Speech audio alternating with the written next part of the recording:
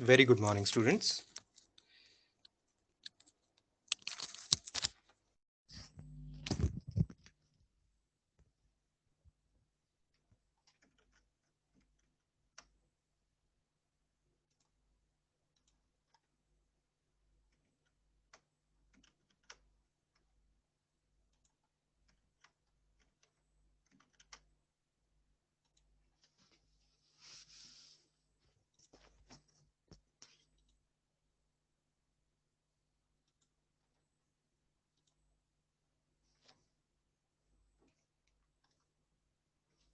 Can we start?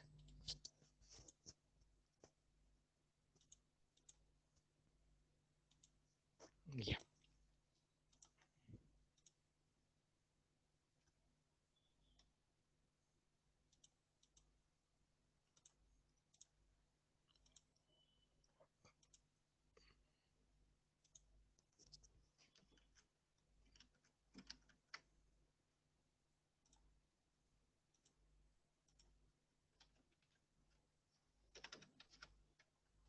So today we are going to study applications of integration. उसके पहले एक बार quickly कल के क्वेश्चंस पे नजर घुमा लेते।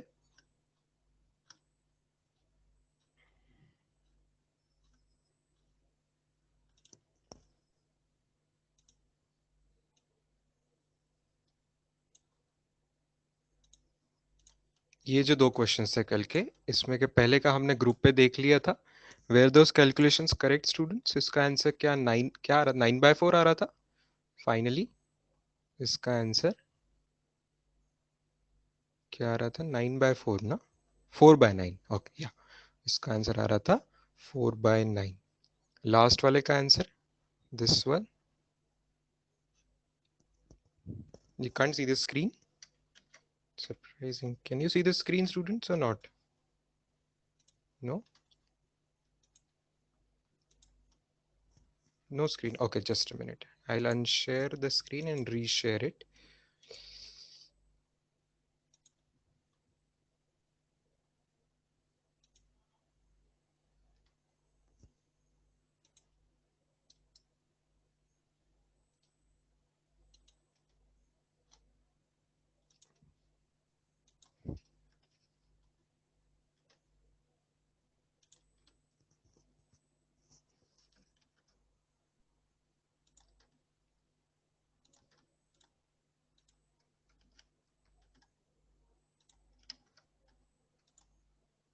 Now you can see the screen, right? Yes.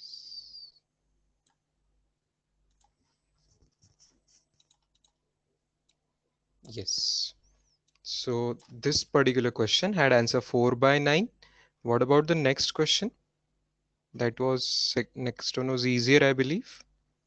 What was its answer? 2 into √2 minus 1. Okay.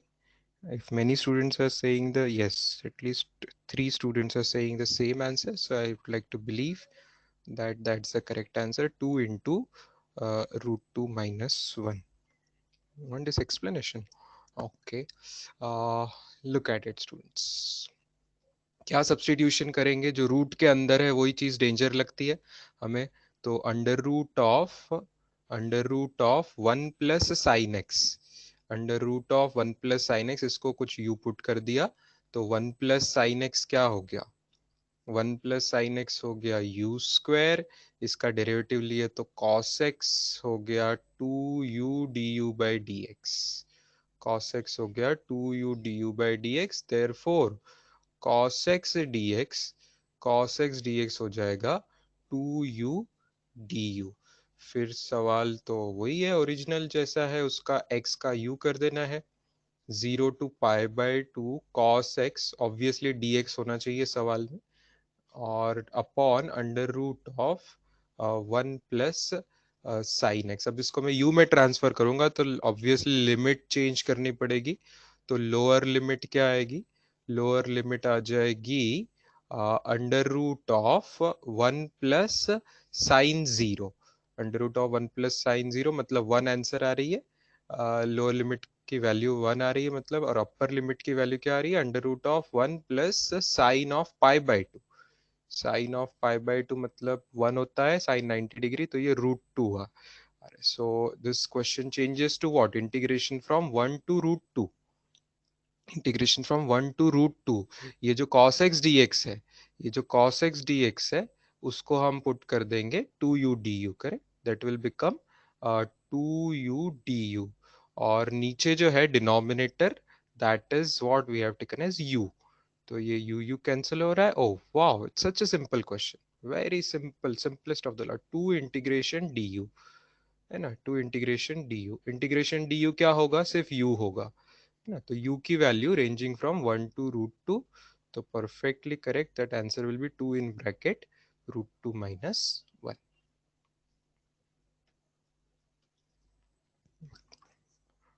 So it became one of the easiest integration. सिर्फ 1 du का इंटीग्रेशन करना था, सिर्फ 1 du. du मतलब ही 1 du.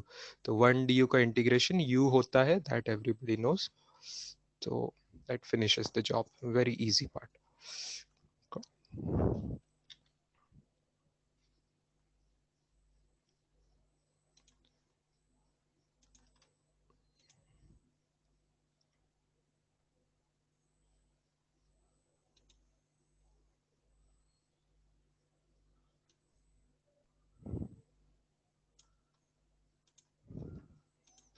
चलो, इसमें किसी को कोई डाउट है students? 4 5 6 7 8, 4 5 6 7 8, is it clear?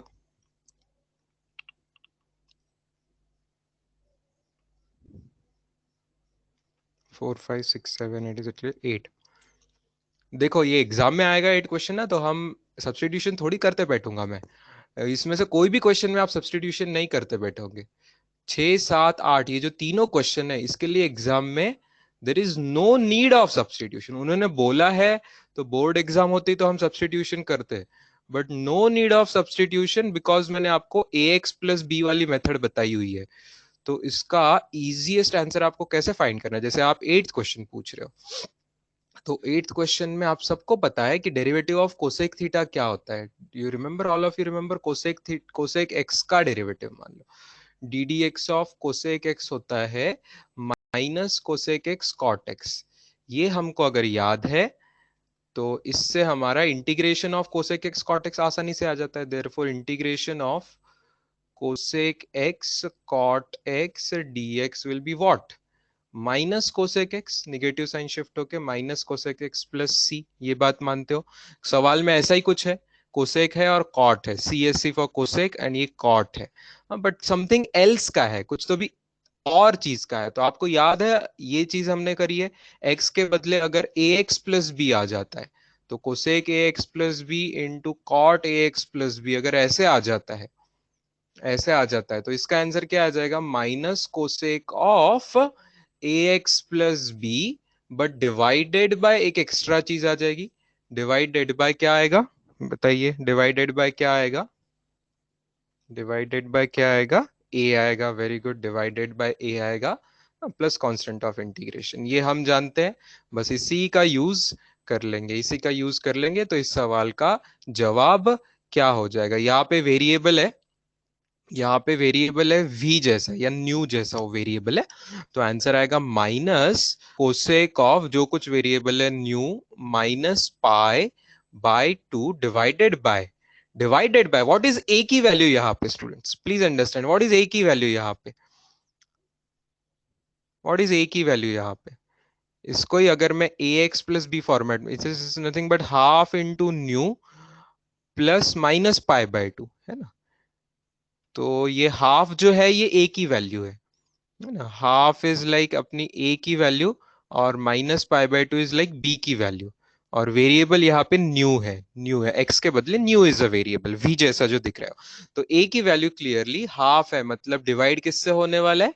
Divided by half होने वाला है. Plus constant of, finish. तो सिंगल स्टेप जवाब है. ये बाजू में जस्ट मैंने आपको याद दिलाने के लिए किया है, ये सब रिवीजन है, ये आपको रिमाइंड करने के लिए किया है. लेकिन ये आपको लिखना जरूरी नहीं है, जिसको याद है और डायरेक्टली सिंगल स्टेप में इसका आंसर लिख देगा ऐसे. So answer is -2 cosec of v minus pi by 2 plus constant of integration. Finished, as simple as this. ठीक, ओके। सिक्स्थ वन भी बेटा सिंगल स्टेप में करेंगे, कोई टेंशन की बात नहीं है, कोई सब्स्टिट्यूशन के बिना ही करेंगे सिक्स्थ वन को भी, क्या कुछ दम नहीं है उसमें भी। इट्स वेरी ट्रिवियल क्वेश्चन, ये चीज जो मैंने आपको ए एक्स प्लस बी वाला पढ़ा दिया ना, उसके हिसाब से आपको बहुत आसान जाएगा। 3 - 2s है, या वेरिएबल s है, raise to half d s. तो क्या मैं सीधा सीधा आंसर नहीं लिखूंगा? 3 - 2s raised to n+1, that is 3/2, divided by 3/2, into एक वैल्यू आएगी, ए की वैल्यू क्या आएगी, ए की वैल्यू, इसको ए एक्स प्लस बी जैसा देखेंगे तो वेरिएबल एस है, उसके साथ कोएफिशिएंट क्या है, -2, तो बस -2 से डिवाइड हो जाएगा, finish, that's the answer, as simple as this. इसको आप थोड़ा एक स्टेप में सिंप्लीफाई हो रहा होगा कुछ तो और कर सकते हैं। दैट इज -3 आ रहा है नीचे की वैल्यू, सॉरी, तो वो -1/3 हो जा रहा है, तो -3 - 2s raised to 3/2 divided by 3 plus constant of integration.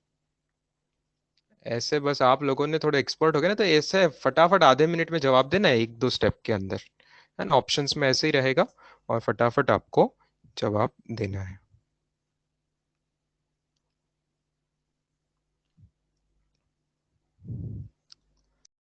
Gawande puller से मेरा आंसर फोर्स का क्या आ रहा है? Answer of force is u⁻1, नहीं नहीं, यू क्यूब आंसर आएगा बेटा, यू क्यूब ही आएगा, अपने कैलकुलेशंस चेक करो। यू स्क्वायर का इंटीग्रेशन कर रहे हो तो कभी भी यू यू क्यूब आएगा ही, राइट, तो सवाल में यू क्यूब आने वाला है आंसर में। ओके,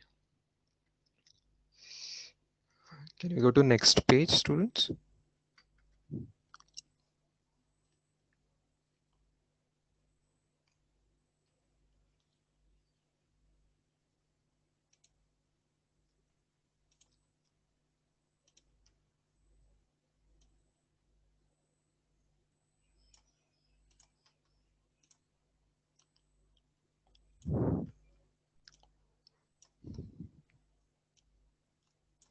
बताइए, बाकी सब आंसर्स मैच हो गए? 9 to 15, 16 आज करेंगे हम क्लास में, 16 एप्लीकेशन ऑफ इंटीग्रेशन का है। 9 to 15, एनी डाउट्स? 10th, अरे 10th में क्यों डर गए? 10th में क्या हुआ, थीटा का इंटीग्रेशन क्या होगा, θ² बाय 2 ना, θ² बाय 2, फिनिश्ड। कहाँ से कहा, पाई से लेके 2 पाई तक, पाई से लेके 2 पाई की वैल्यू पुट करनी है, मतलब फाइनल वैल्यू थीटा की 2 पाई पुट करनी है, उसका square, minus initial value pi put करनी है, उसका स्क्वायर, डिवाइडेड बाय 2। तो कितना आ रहा है, 4 - 1 3 π² बाय 2। ये तो बोनस क्वेश्चन मान लीजिए, मतलब ये तो क्या बोलते हैं, लॉटरी क्वेश्चन बोल सकते हैं इसको, है ना। इतना इजी सवाल नीट जेई में आया तो समझ लेना कि फुकट में मार्क्स बांटे जा रहे हैं, है ना, फ्री में मार्क्स बांटे जा रहे हैं।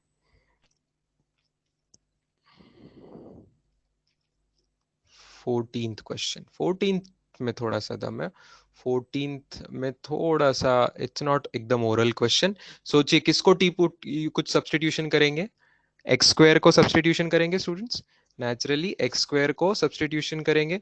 तो 14th क्वेश्चन अगर मैं वापस साइड में लिख लूं, 0 to √π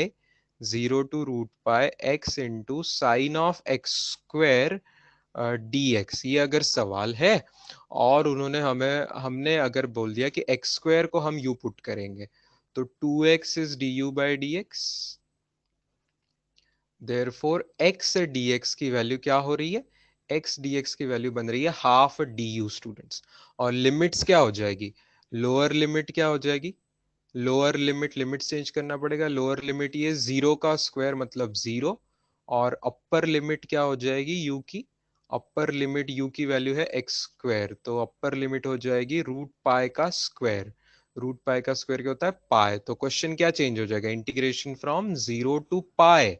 ध्यान दीजिएगा, साइन x² को क्या लिखूंगा मैं, साइन यू लिखूंगा, करेक्ट। और बाजू में ये जो है x dx जो है, एक्स डी एक्स को क्या लिखा है हमने, एक्स डी एक्स की हमारी वैल्यू बनी है हाफ डी यू, तो आ जाएगा हाफ डी। क्या हाफ को मैं बाहर निकालू और integration sine u d u लिख लू from 0 to pi? What is integration of sine u? What is integration of sine u? What is integration of sine u? Minus cos u, correct. Integration है, derivative नहीं पूछा। Sine u का derivative cos u होता है, but sine u का integration होता है minus cos u. तो minus cos u ranging from 0 to pi. तो भैया मैंने माइनस साइन को बाहर निकाल लिया आपकी सुविधा के लिए, और cos u ranging from 0 to पाई कर दिया। तो final value minus initial value is cos pi minus cos 0। क्या हम सब लोग जानते हैं कॉस पाई मतलब कॉस 180 डिग्री होता है -1, एंड कॉस 0 होता है +1। ओके, तो ये answer is -12 into -2, that is simply +1 is the answer of this question. तो इसको थोड़ा सा टाइम लगा, इतना सब्सटीट्यूशन थोड़ा सा करके आपको करना पड़ेगा। तो this is little sensible question.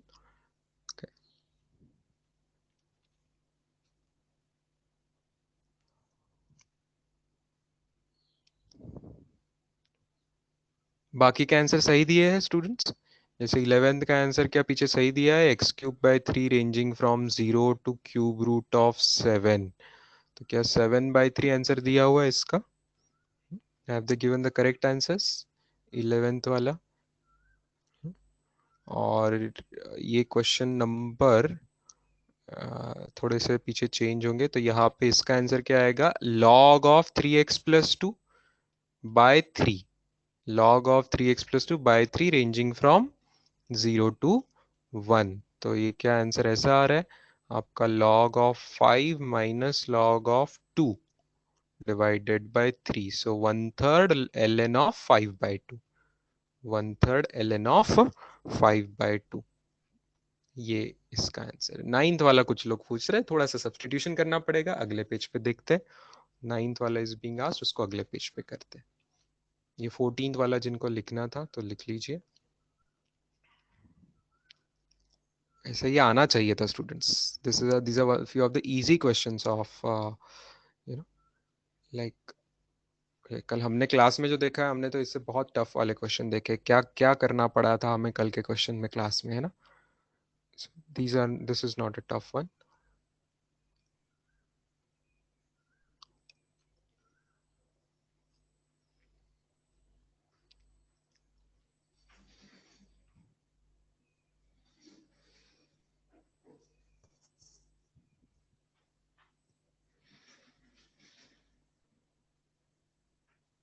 9th में बस आप हिंट दे दो, हिंट हिंट बता दो, जिनको नहीं आया बाकी कर लेंगे। हिंट दे दो, किसको यू पुट करेंगे, किसको यू पुट करेंगे बता दीजिए। वेरी गुड, प्रणव नीलकंठ कदम, very nice. 2 + sin t, 2 + sin t को बस यू पुट कर दीजिए, हो गया काम।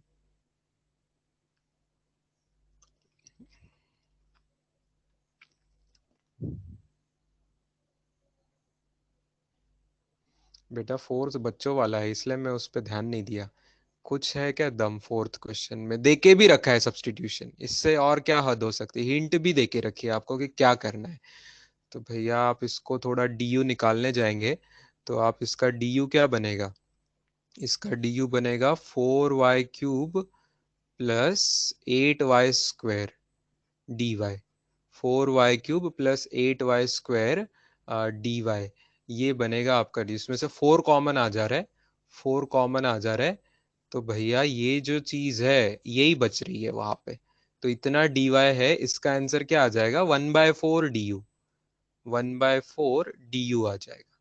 ये 1/4 du हो जाएगा, ये बाजू की टर्म हो जाएगी u², और ये शुरू में 12 बचेगा, है ना। तो जवाब आ गया ना, यही पे जवाब आ गया है कि नहीं, यही पे जवाब आ गया आपका। क्योंकि सवाल क्या बना है,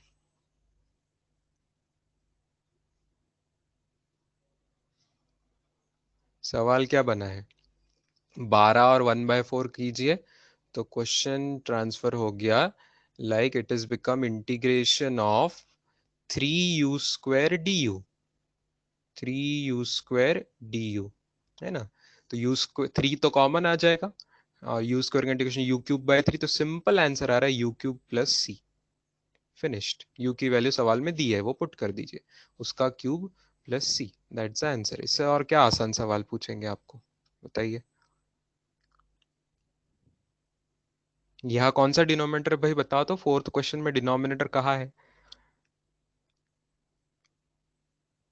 फोर्थ क्वेश्चन में कहाँ है डिनोमिनेटर? अदर क्वेश्चन, हाँ। अदर क्वेश्चंस में अगर डिनोमिनेटर है तो हमें उससे पहले डर लगता है, डिनोमिनेटर से डर लगता है, इसलिए डिनोमिनेटर को सब्सटीट्यूट करते हैं मोस्ट ऑफ द टाइम, है ना। स्पेशली डिनोमिनेटर में रूट वूट होगा तो पूरे रूट के साथ सब्सटीट्यूट कर सकते हैं, लेकिन डिनोमिनेटर में रूट वूट अगर नहीं है, जैसे कि ये क्वेश्चन, नाइन्थ क्वेश्चन में रूट वगैरह थोड़ी है, तो आपको होल क्यूब को डिनोमिनेटर को सब्सटीट्यूट करने की जरूरत नहीं है। Easy thing is 2 + sin t, बस 2 + sin t को यू पुट कर दीजिए, आसान सवाल हो जाएगा। क्योंकि एक बार नीचे u आ गया तो u के क्यूब से थोड़ी डरते हैं हम, डिनोमिनेटर में u³ आएगा तो थोड़ी डरेंगे उससे। डिनोमिनेटर में ऐसी मल्टीपल टर्म रही ना, एडिशन सब्ट्रैक्शन, तो उसको हैंडल करना मुश्किल होता है, इसलिए 2 + sin t को आप u पुट कर देंगे।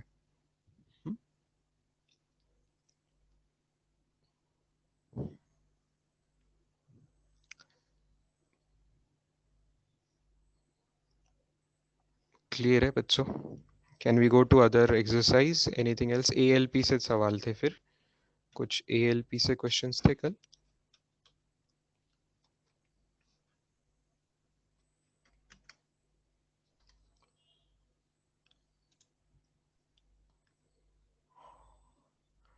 पहले मुझे एक पोल लेने दीजिए, कितने लोग ये क्वेश्चंस फॉलो कर पा रहे, समझ में आ जा रहा है? अभी जो डिस्कशन हुआ आज, कितने लोगों ने फॉलो कर पाए अभी तक, समझ पाए अभी तक के क्वेश्चन? ट्राई किए थे तो समझे होंगे आपने।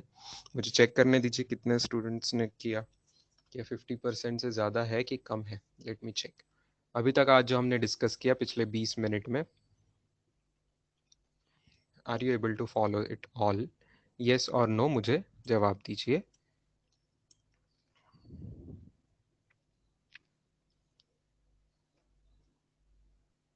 चलो, it is 100 and something versus 14। मतलब अगर मैं परसेंटेज वाइज डिस्ट्रीब्यूशन देखूँ तो 14 और 119, 133, 89% लोगों को समझ आए, 11% लोगों को नहीं फॉलो हो रहा है, 89% लोगों को फॉलो हो रहा है। तो मेरी एक्सपेक्टेशन से बहुत ज़्यादा लोगों को फॉलो हो रहा है, तो मैं तो समझूंगा कि 11% लोगों ने होमवर्क थोड़ा अच्छे से ट्राई नहीं किया होगा, और तो कोई रीज़न नहीं लग रहा है। ट्राई किया है homework, they are understanding.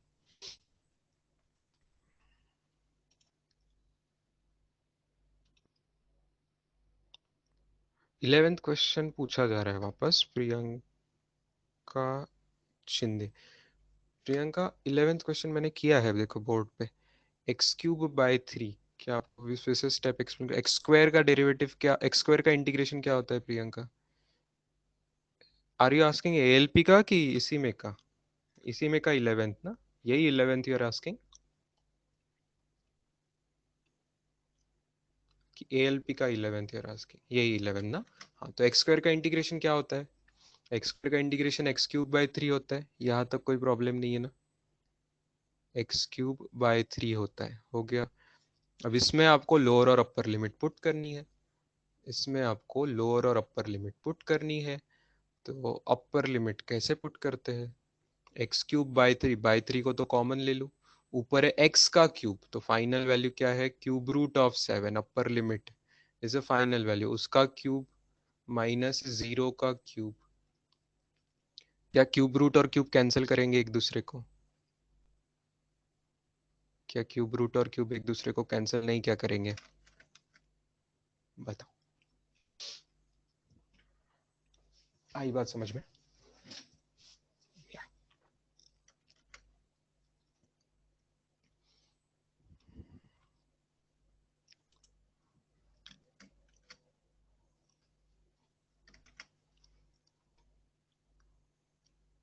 9th की अब तो हिंट दे दी, ट्राई कर लो।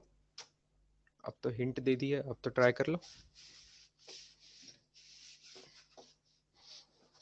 मैंने कुछ लोगों को कमिटमेंट दी थी, लास्ट वीक में मुझे पूछ रहे थे, तो मैंने बोला था, लास्ट संडे को मुझे जो कुछ कमेंट्स आ रहे थे उस हिसाब से मैंने बोला था कि इस वीक में मैं एक एक्स्ट्रा लेक्चर ले लूंगा, एटलीस्ट एक ले लूंगा, और मेरे ख्याल से एक से ज्यादा की जरूरत नहीं पड़ेगी। तो आज हम मिल लेंगे दोपहर में, जिनको ऐसे कुछ चीजें वापस चाहिए उनको मैं समझा दूंगा, ठीक है। जिनको थोड़ा सा रिपीट चाहिए कुछ क्वेश्चंस, कुछ टाइप तो जो आप लोग मुझे पूछेंगे, जैसे 9th क्वेश्चन आप वापस पूछोगे मुझे तो मैं दोपहर में बताऊंगा, लेकिन आप पहले ट्राई करना उसके। आपके 1 बजे लेक्चर्स हो जाते हैं, वी विल मीट हम 2 या 3 बजे, मैं डिसाइड करूंगा टाइम, कुछ time, let us decide the time. Okay, तो अभी आगे बढ़ते हैं स्टूडेंट्स, अभी आगे बढ़ते हैं। आफ्टरनून सेशन में सभी को जरूरत नहीं है, जिनको कुछ चीजें रिपीट चाहिए है वही लोग आफ्टरनून सेशन में आएंगे, मैं उसकी डिटेल्स लेक्चर एंड होते होते हम करेंगे डिस्कस। हम मोस्टली 3 बजे या 2 बजे लेंगे, हम पोल लेंगे, we will decide it, majority students के हिसाब से डिसाइड करेंगे। अभी के लिए I will go for ALP questions quickly.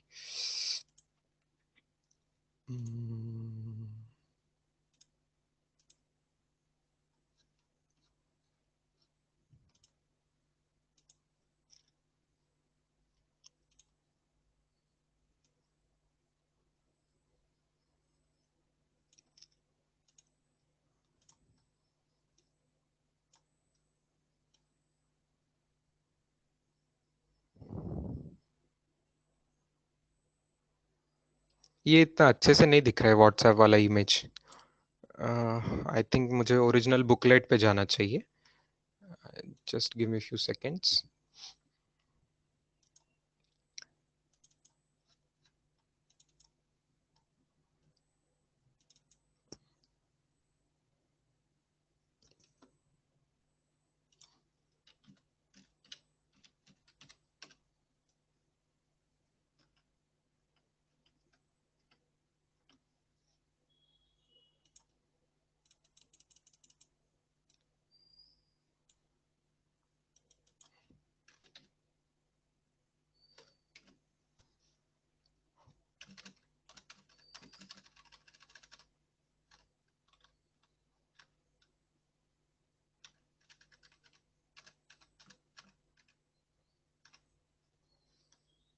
Yes,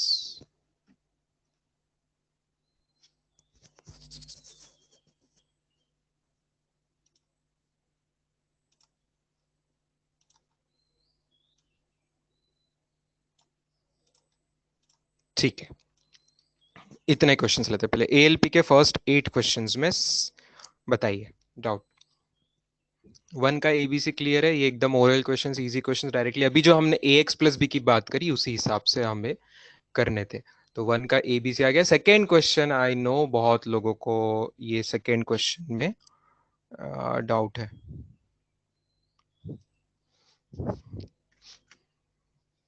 क्या क्वेश्चन पूछा गया भाई चैट बॉक्स पे, 1 मिनट मुझे देखने दीजिए।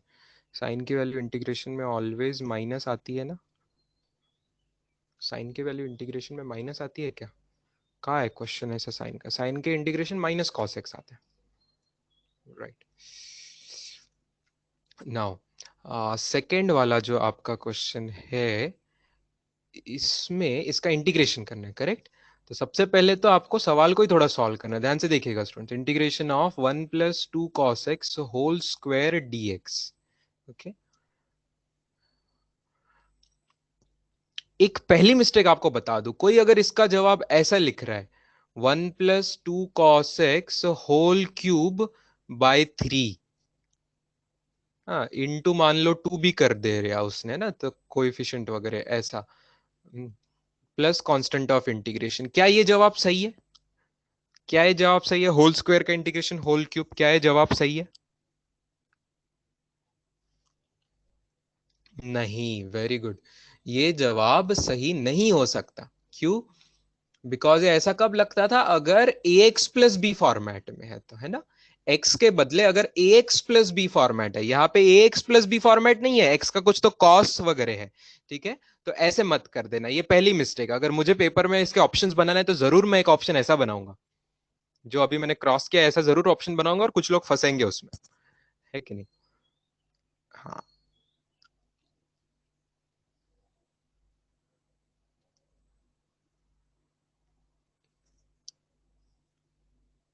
अगर cos of a x plus b होता तो और भी क्वेश्चन और टफ हो जाता, फिर आगे की बात है वो कैसे, लेकिन पहली स्टेप में ये नहीं आता था। cos of x plus b होता तो भी ये नहीं आता था, क्योंकि cos चाहिए नहीं हमको।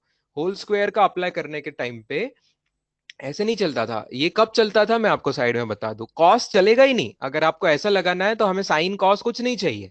ऐसा कब वर्क करता था, if the question was like 1 + 2x whole square dx, ये सवाल होता तो जवाब बिल्कुल सही है। 1 + 2x whole cube by 3 into 2 plus constant of integration, ये जवाब बिल्कुल सही है। समझे क्या अर्पित? है ना?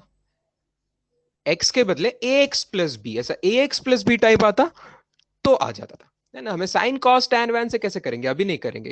ये तो सिर्फ जिसका आप इंटीग्रेशन कर रहे हो, होल स्क्वायर का इंटीग्रेशन कर रहे हो, तो उसके अंदर वो ब्रैकेट में आपको सीधा सीधा ax प्लस बी फॉर्मेट में अगर कुछ है तो ही आप ये लगा सकते हैं।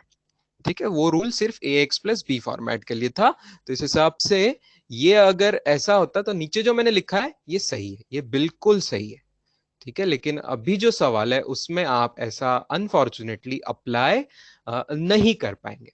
तो हमें क्या करना है, हमें क्वेश्चन को ही थोड़ा सिंप्लीफाई कर देना पड़ेगा। ध्यान से देखिए मेरे साथ, a plus b whole square लगा दे स्टूडेंट्स, तो 1 का स्क्वायर हो जाएगा +2 × 1 × 2 cos x, और एक टर्म हो जाएगी 2 cos x का स्क्वायर। 2 cos x का स्क्वायर क्या हुआ करता है, 4 cos²x। ये पूरा हो गया, इसका इंटीग्रेशन करना है। यहां तक मानते हो? यहां तक मानते हो? सिंपल है ना? और देखना आगे, ध्यान से देखना, आगे ध्यान से देखना, इसको मैं थोड़ा सिंपल लिख दूं तो इंटीग्रेशन ऑफ 1 + 2 = 4 बन के ये हो रहा है 4 cos x, प्लस हो रहा है 4 cos²x dx।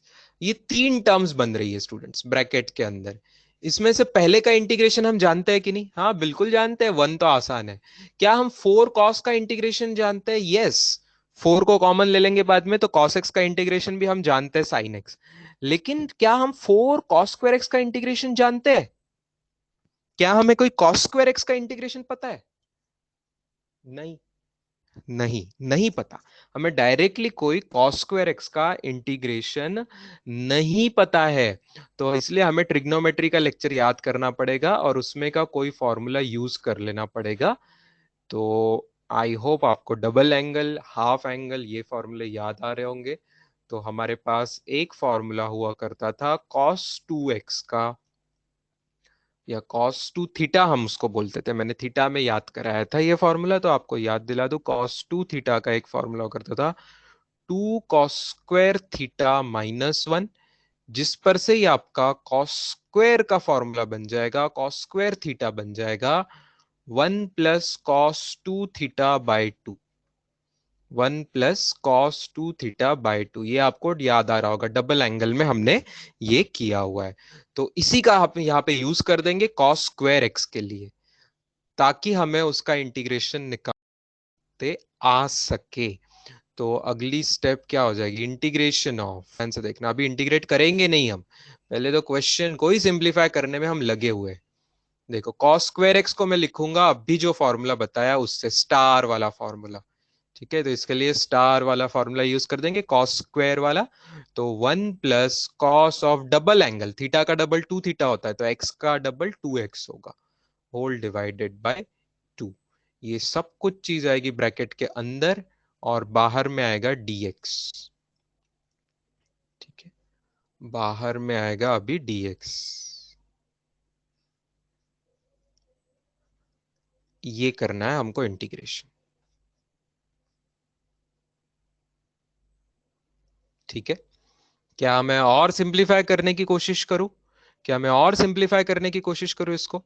इंटीग्रेशन होता है तो करेंगे, जितना सिंपल हो जाए बाद में इंटीग्रेट करना।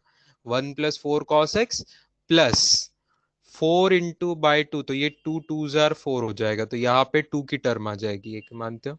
यहाँ पे 2 की टर्म आ जाएगी, 2 × 2 = 4। तो फिर उस हिसाब से ये टर्म क्या बन जाएगी, 2 + 2 cos2x, 2 + 2 cos2x dx। यहां तक क्लियर है क्या बच्चों? इतना लिख लीजिए, फिर मैं अगले पेज पे जाता हूँ। इतना लिख लीजिए, ये सवाल जिनको नहीं आया था इस स्टेप तक आ जाइए। अब बहुत छोटी सी बात बची है, अब एकदम आसान चीज बची है, आप खुद भी कर पाएंगे। पहले इतना लिख लीजिए, फिर आगे बताता हूं मैं कर।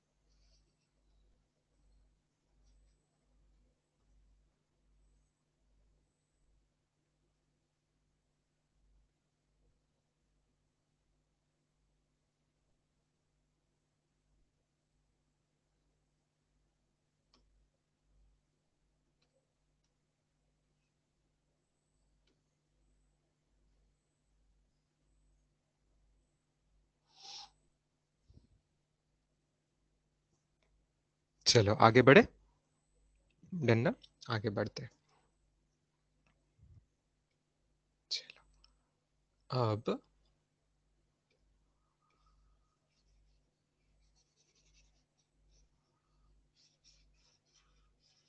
इस स्टेप से सॉल्व करना है।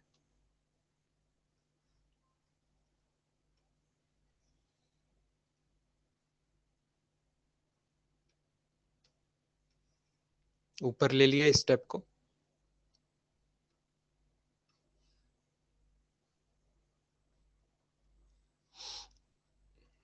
देखते हैं। इंटीग्रेशन, 1 और 2 ऐड हो जाएगा, सीधा सीधा 3 हो गया। 3 + 4 cos x हो गया, प्लस एक टर्म है 2 cos 2x dx। अब क्या ये एकदम इजी हो गया स्टूडेंट्स? इसको अलग अलग कर दे।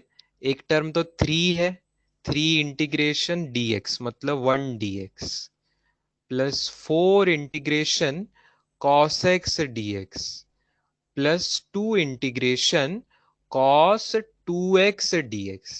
हम अब इसका जानते हैं स्टूडेंट्स, cos 2x dx का इंटीग्रेशन हम जरूर जानते हैं। cos 2x dx ये ax प्लस b जैसा हो गया ना, ax जैसा हो गया, तो इसका इंटीग्रेशन हम जरूर जानते हैं। सब लोग देखिए, 1 का इंटीग्रेशन होगा x, cos x का इंटीग्रेशन होगा sin x, और cos 2x का इंटीग्रेशन क्या होगा? cos 2x का इंटीग्रेशन में sin 2x तो होगा, बट डिवाइडेड बाय 2 भी आता। जैसे divided by ax plus b आता वैसे डिवाइडेड बाय 2 आएगा। बाकी टर्म एज इट इज, जो 3 था जहां 4 था वो वैसा क्या वैसा आ जाएगा, जहां ये 2 था वो वैसा क्या वैसा आ जाएगा। आखिरी में कांस्टेंट ऑफ इंटीग्रेशन दे दीजिएगा। So is given answer like this, 3x + 4 sin x, ये 2 कैंसिल हो जा रहा है, +sin 2x plus constant of integration, ये होना चाहिए आंसर। चलो गुड, कर लीजिए फिनिश। कितने लोगों को ये ऑलरेडी आ गया था? मैं अब ये पोल लेता हूँ, इसका जवाब बहुत कम लोगों को होगा, but let me still check कि कितने लोगों ने बहुत फाइट मार के ये सवाल ऑलरेडी कर लिया था। अगर आपका ये ऑलरेडी आ गया था तो प्लीज मुझे जानने दीजिए। ये इस टाइप कीजिए अगर आपका ऑलरेडी आ गया था तो। बिफोर मैंने आज बताया, मैंने एक्सप्लेन किए बिना ये पहले ही आपका एग्जैक्ट आंसर परफेक्टली आप कल ला लिया था। ऐसे स्टूडेंट्स मैं जानना चाहता हूँ कि कितने हैं क्लास में। प्रणव नीलकंठ कदम है, अबोली है, ज्ञानेश्वरी काटे है, एटसेट्रा एटसेट्रा, फिर टोटल नंबर आ रहा है 12 स्टूडेंट्स। चलो ठीक है, 12 स्टूडेंट्स ने ये सवाल कर पाए थे। मतलब टफ सवाल था, ज्यादा लोग नहीं कर पाए थे। नक्कीच अच्छा सवाल है ये।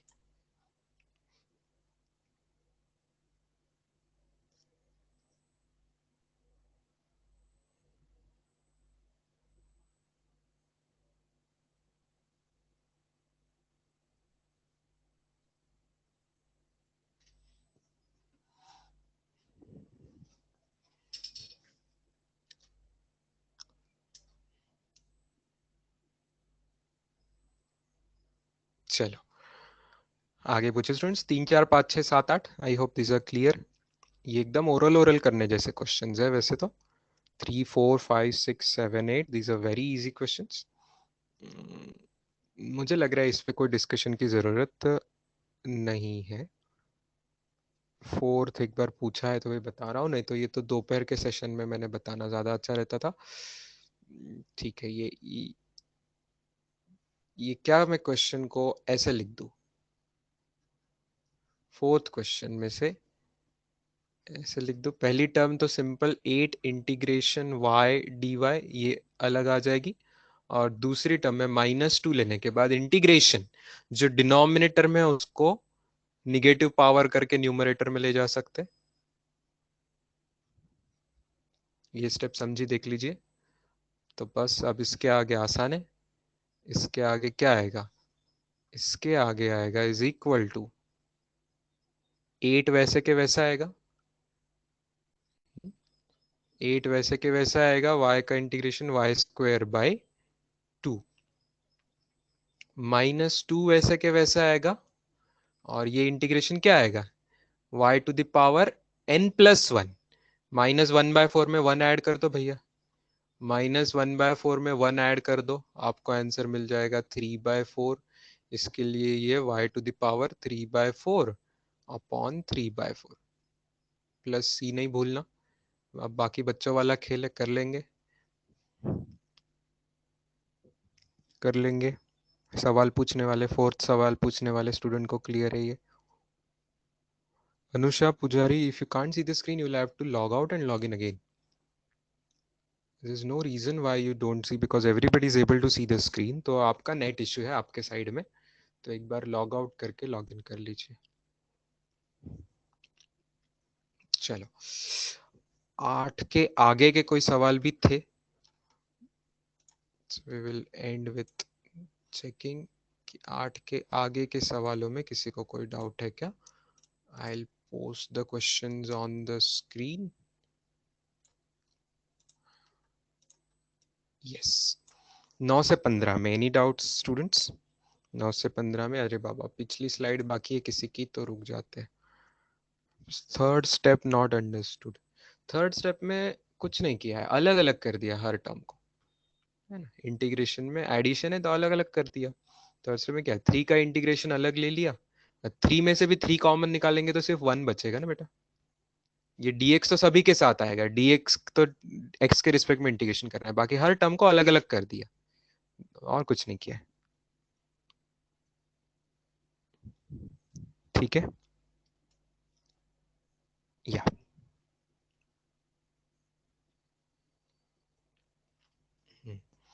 मतलब देखो हमने इस क्वेश्चन में कितनी सारी स्टेप्स की, देखो ये क्वेश्चन यहां से तो पहले सिंप्लीफाई कर दिया, अभी तक इंटीग्रेट किया ही नहीं है हम। देखो मैं अगर स्टेप्स को नंबर दूं तो ये आप, हमें जान के हैरानी होनी चाहिए कि step number kind of 1, step number 2, step number 3, step number 4, ये पिछले पेज तक, और इस पेज पे स्टेप नंबर 5, स्टेप नंबर 6, यहां तक हम सिर्फ सिंप्लीफाई कर रहे हैं।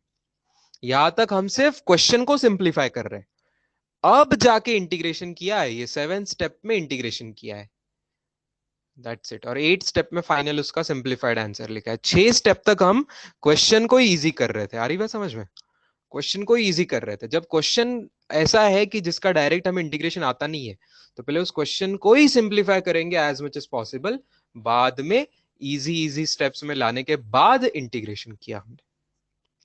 Correct, yes. चलो 9 10 11 12 13 14 15, 9 to 15th, any doubts students?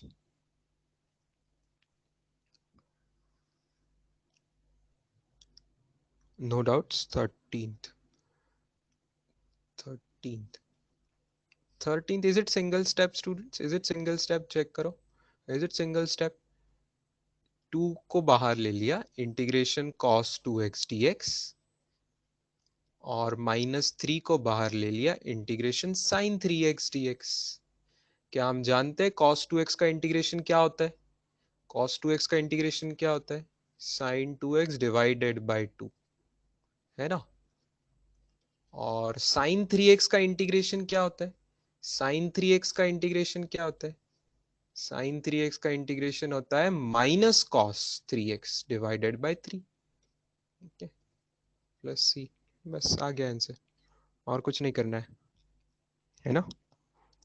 14th and 14th अब आ जाएगा बच्चों आपको, 14th आपको अब आ जाएगा।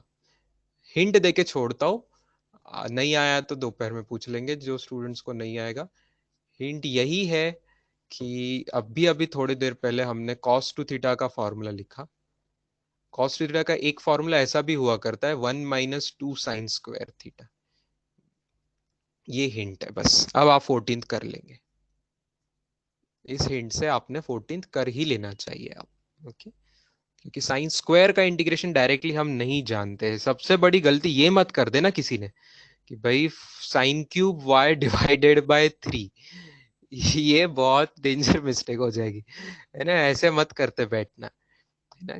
क्योंकि ये सिर्फ y नहीं है, साइन y है ना? इंटीग्रेशन ऑफ y² होगा y³ by 3, integration sine square y थोड़ी ना होगा। साइन में ऐसे थोड़ी रूल लगेंगे, साइन के अपने अपनी मर्जी है, अपने रूल्स है ना?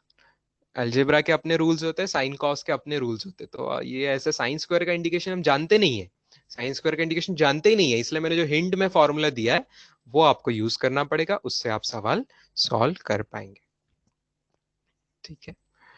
15 भी डाउट है? 15 भी डाउट है? 15 में क्या, 15 में तो स्कूल का ट्रिग्नोमेट्री पहले यूज करेंगे, है ना?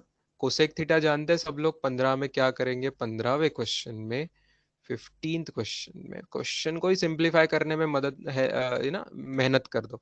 कोसेक थीटा को 1/sin थीटा लिख ले स्टूडेंट्स। कोसेक थीटा को 1/sin थीटा, नीचे भी कोसेक थीटा को 1/sin थीटा लिख दिया, ऐसे चलेगा? ठीक है, तो अब ध्यान से क्रॉस मल्टीप्लाई कीजिएगा, तो नीचे बनेगा 1 - sin²थीटा, 1 - sin²थीटा डिवाइडेड बाय साइन थीटा, ये बनेगा नीचे। क्या ऊपर नीचे का डिनोमिनेटर कैंसिल हो रहा है? क्या ऊपर का बाय साइन थीटा नीचे के बाय साइन थीटा से कैंसिल हो जाएगा, है कि नहीं? और व्हाट इज 1 - sin²थीटा?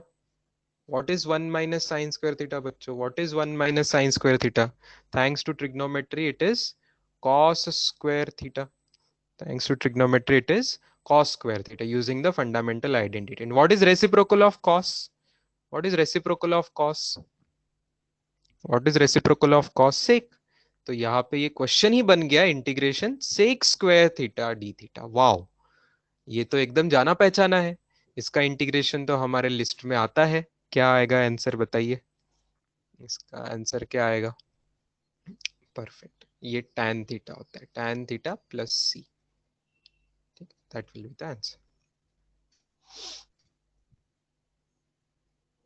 चलो, इसके अलावा इसके कुछ और किसी के अगर कोई डाउट होंगे तो मुझे आफ्टरनून में पूछ लीजिएगा। अभी मैं आगे बढ़ता हूँ एप्लीकेशन ऑफ इंटीग्रेशन पे। इस पेज का किसी को कुछ लिखना है लिख लीजिए, थोड़ा सा इंतजार करेंगे हम, आधा मिनट।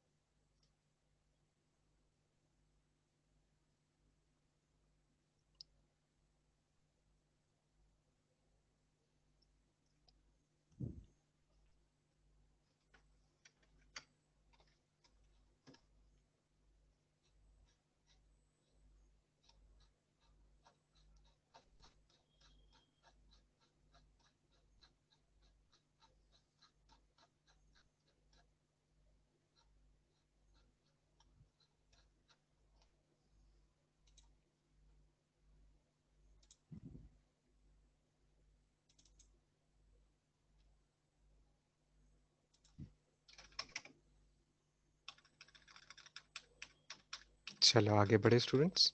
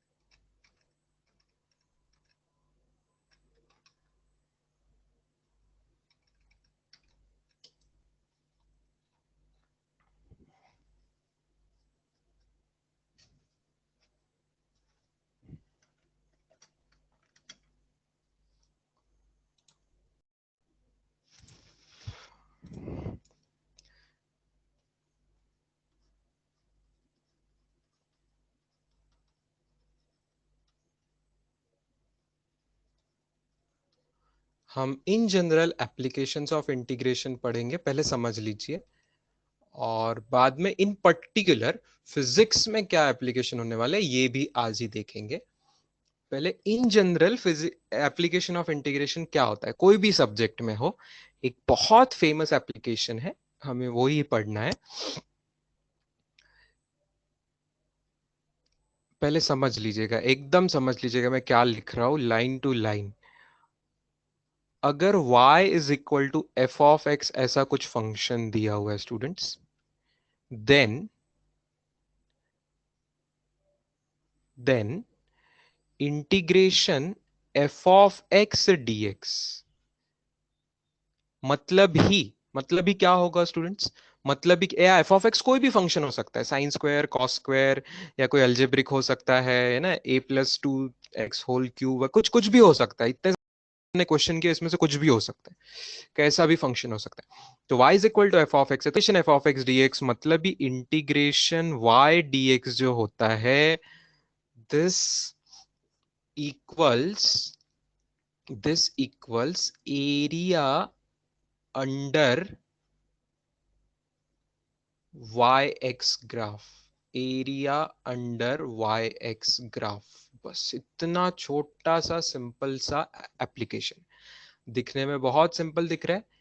इंटीग्रेशन वाई डीएक्स, मैं इसमें से एक ही चीज को काइंड ऑफ बॉक्स कर रहा हूं, डॉटेड तरीके से बॉक्स कर रहा हूं, कि integration y dx is area under y x graph, it is area under y x graph. ये आपको याद रखना है कि integration y dx is area under y x graph, area under y x graph. अब एक एक वर्ड का मीनिंग समझते, एरिया तो आप सबको समझता है कि क्या है, ठीक है। एक लास्ट वर्ड पे, ये ग्राफ भी आप लोग समझते हो, do all of you understand the graph, है ना। आपने लास्ट ईयर तक स्कूल में एटलीस्ट स्ट्रेट लाइन ग्राफ्स देखे हुए हैं, है ना।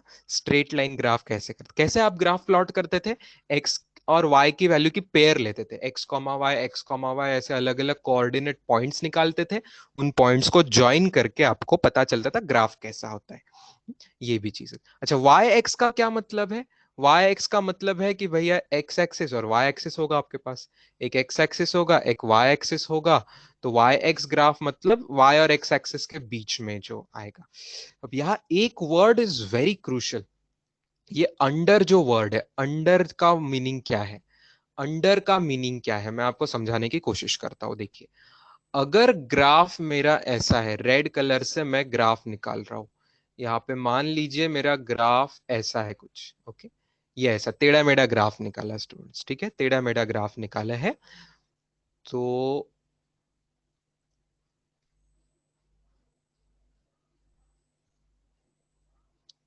इंटीग्रेशन की मैं कुछ लिमिट्स भी दे दूंगा यहाँ पे आपको, यहाँ लोअर लिमिट और अपर लिमिट कुछ तो वैल्यूज भी दे देंगे। मान लो ये ए इज अ लोअर लिमिट मान लेते हैं स्टूडेंट्स, ये देखिए इंटीग्रेशन में मैं लोअर लिमिट ए अपर लिमिट बी दे रहा हूं, मतलब यहाँ पे लोअर लिमिट ए, यहाँ पे अपर लिमिट बी दे रहा हूं, okay. Area under this graph, एक और फ्रेज छोटी सी फिर वहां ऐड हो जाएगी, from x equal to a, from x equal to a to x is equal to b. ये फ्रेज मेरे इस एप्लीकेशन में ऐड हो जाएगी, from x is equal to a to x is equal to b. ध्यान दीजिएगा, graph में देखिए, ग्राफ में एक्स की वैल्यू कहीं तो भी ए होती होगी और एक्स की वैल्यू कहीं तो भी बी होती होगी। ठीक है, तो x equal to a, x equal to a, ये पूरी लाइन का equation is will be x is equal to a. Do you agree? आपको याद है x is equal to a is a straight line parallel to y axis, x is equal to a is a straight line parallel to y axis. वैसे ही x is equal to b will be a straight line also parallel to y axis. तो ये जो दो straight line होगी इनकी, ठीक है। अब ये अंडर वर्ड का मीनिंग क्या है? अंडर का मतलब है नीचे एक्स एक्सिस तक, एक्स एक्सिस तक, मतलब ये जो एरिया रहेगा ये एरिया, उस ग्राफ के नीचे, ग्राफ लाल कलर में है उसके नीचे का एरिया रहेगा। अंडर मतलब, अंडर मतलब, अंडर का मतलब है till x axis, till x axis. Under मतलब क्योंकि एक्स एक्सिस अपना हॉरिजॉन्टल एक्सिस है, तो किसी के नीचे तक जाना है मतलब आपको एक्स एक्सिस तक जाना है, टिल एक्स एक्सिस तक जाना है। ये बात रहती है स्टूडेंट्स। ओके, दिस एरिया आपको इंटीग्रेशन करके मिलता है। इसी को किसी ने भी बहुत अच्छे तरीके से लिखा था थोड़ी देर पहले चैट बॉक्स पे भी, अभिनव को पता था ये चीज, अभिनव बड़े, area of reason bounded by the curve, इसको ये भी कहेंगे। ओके, सो इसको मैं और ऐसे भी लिखता हूं, area of, area of region, region, ये रीजन जो है ब्लू कलर में मैंने बताया है रीजन, इसको बाउंडेड बाय भी बोल सकते हैं, बिल्कुल सही करेक्ट बोले उसको, बाउंडेड बाय बोल सकते हैं। बाउंडेड बाय, बाउंड्री मतलब समझते हैं, बाउंड्री समझते हैं, इंडिया पाकिस्तान बाउंड्री समझते हैं, इंडिया चाइना बॉर्डर बाउंड्री समझते हैं। तो यहाँ कौन कौन सी बाउंड्री से बना हुआ है ये रीजन, ब्लू कलर का रीजन कौन कौन सी बाउंड्री से बना हुआ है? बाउंड्री देखो, चार लोगों की बाउंड्री, चार लोग है, वाई इज इक्वल, मैं चारों के नाम वहां पे देता हूं, एक है, एक है y is equal to f of x, ये जो रेड कलर का अपना ग्राफ है, ठीक है।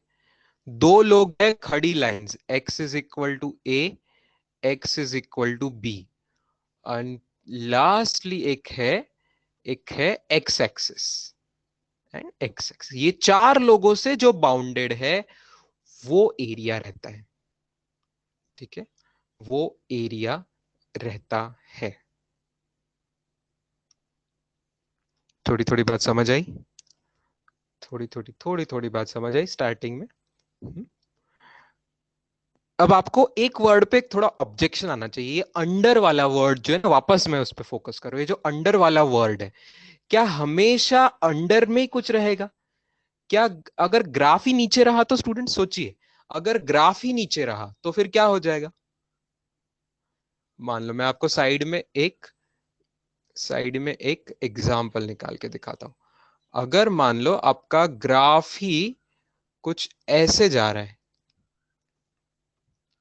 एंड यहां पे है आपका x is equal to a और यहां पे है आपका x is equal to B, तो आपका ग्राफ ही, तो ग्राफ के नीचे जाएंगे तो फिर कुछ है ही नहीं, इन्फिनिटी तक नीचे जाते जाएंगे, है ना।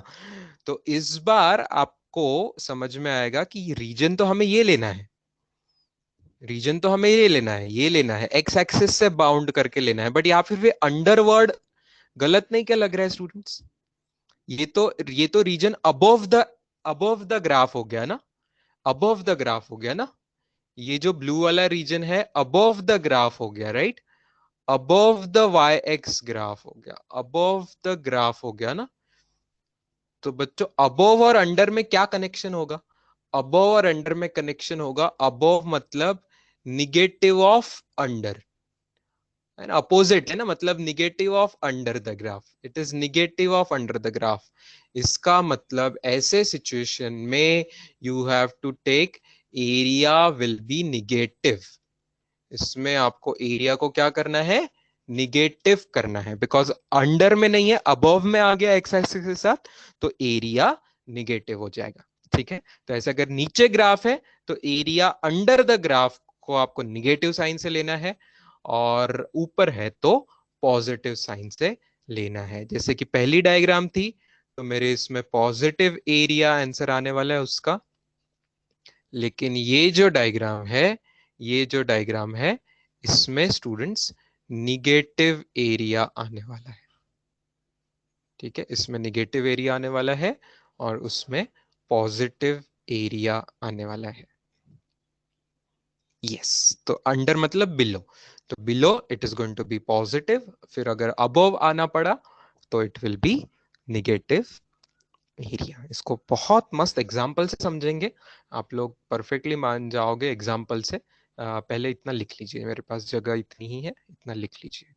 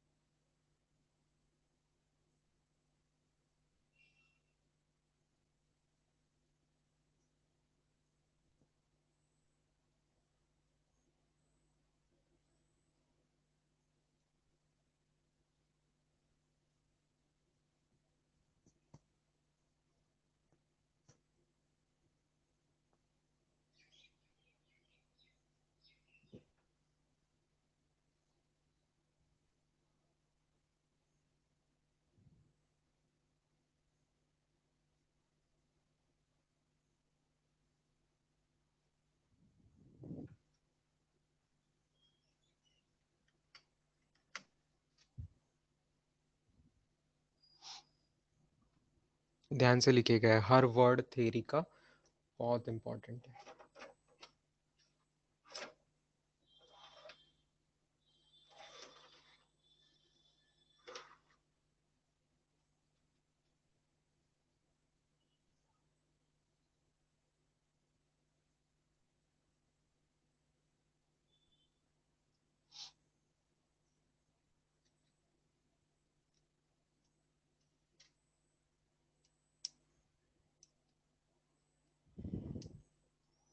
ये ऐसी चीजें सबने लिखनी है स्टूडेंट्स, नोटबुक में लिखनी है। ये ऐसी चीजों का सिर्फ स्क्रीनशॉट निकाल के ज्यादा फायदा नहीं होगा, ये चीजें आपको लिखते आनी चाहिए भी। ठीक है, ऑब्जेक्टिव में आपको कोई पूछने नहीं वाला है, लेकिन ये आपको सिंपल इंटीग्रेशन लिखते भी नहीं आता है, ग्राफ निकालते नहीं आता है, तो आपको सवाल भी करते नहीं आएंगे। नोट्स में इतनी बेसिक चीजें लिखी हुई होनी चाहिए, इसलिए मैं आपको 5 मिनट टाइम दे रहा हूँ, अच्छे से ये लिख लीजिए। हाँ हाँ बेटा, कोई भी क्वाड्रेंट में हो सकता है कार्तिक, गुड क्वेश्चन। कोई भी क्वाड्रेंट में एरिया आ सकता है। यस, कोई भी क्वाड्रेंट में आ सकता है। ऐसा जरूरी नहीं है कि मैंने जैसे दिखाया फर्स्ट क्वाड्रेंट या फोर्थ क्वाड्रेंट में ही आएगा। ए बी में से कोई वैल्यू निगेटिव भी रही तो उस क्वाड्रेंट में भी वो एरिया आ सकता है, उस क्वाड्रेंट में भी वो एरिया आ सकता है, कोई भी क्वाड्रेंट में एरिया आ सकता है। जस्ट देखना है कि एक्स एक्सिस के अबव आया तो पॉजिटिव आएगा, और बिलो आ गया वो तो निगेटिव आ जाएगा। इस तरीके से yes, area can B negative, बिल्कुल एरिया को निगेटिव हो सकता है यहाँ पे, एरिया निगेटिव हो सकता है। नाउ एरिया निगेटिव हो सकता है का क्या मतलब है यहाँ पे? यहाँ पे एरिया का मतलब अपना नॉर्मल मैथ्स का सेंस नहीं है ना। 10th स्टैंडर्ड तक किसी को बोलते थे एरिया निगेटिव होता तो आप पे हंसते थे कि कुछ भी क्या बोल रहा है, एरिया कभी निगेटिव होता है क्या? हम्म? लेकिन यहाँ पे this is called as signed area. Okay, ये जो चीजें है ना, ये पॉजिटिव एरिया निगेटिव एरिया जो ये आ रहा है, इस क्वांटिटी को, इस फिजिकल क्वांटिटी को एरिया बोलने से बेहतर है you call it SIGNED, signed area. तो नाम में ही आ गया कि हम कैसे एरिया की बात कर रहे हैं, साइंड एरिया। साइंड मतलब इट कैन हैव पॉजिटिव या निगेटिव साइन।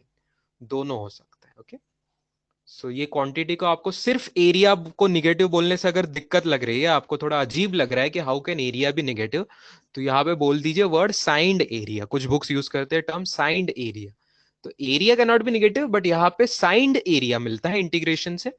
तो signed area can be negative with positive sign और negative sign. It can have इधर पॉजिटिव साइन और नेगेटिव साइन। ठीक है, सो फिजिक्स में कई बार करते हैं हम। जैसे लेंथ भी वैसे निगेटिव होती है क्या? नहीं होती, बट आपको याद होगा ऑप्टिक्स चैप्टर आपने जब पढ़ा था, लेंसेस वगैरह का जो चैप्टर पढ़ा था, तो फोकल लेंथ कभी और इमेज डिस्टेंस ऑब्जेक्ट डिस्टेंस नहीं क्या निगेटिव लेते थे साइन कन्वेंशन के हिसाब से? याद आ रहा है? हाँ, तो फिर वहां पे भी तो वी और यू और फोकल लेंथ ये सब तो लेंथ हुआ करती थी, बट फिर भी हम निगेटिव लेते थे साइन कन्वेंशन के साथ। वैसे यहाँ पे आप समझ लीजिए एरिया का साइन कन्वेंशन है। ठीक है, तो इसीलिए इसको साइंड एरिया बोलेंगे। एरिया का साइन कन्वेंशन है, कभी एरिया पॉजिटिव होगा, कभी एरिया नेगेटिव लेंगे साइन कन्वेंशन के हिसाब से। ठीक, चलो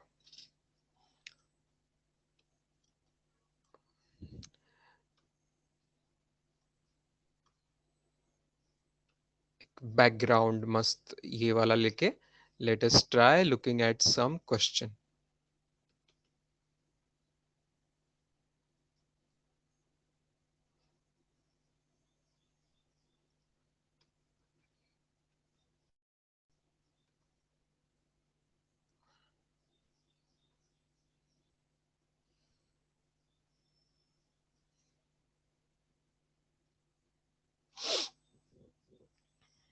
ये मैंने निकाला x axis y axis students, और मैं एक लाइन निकालने जा रहा हूं। क्या आप इस लाइन को जानते हो?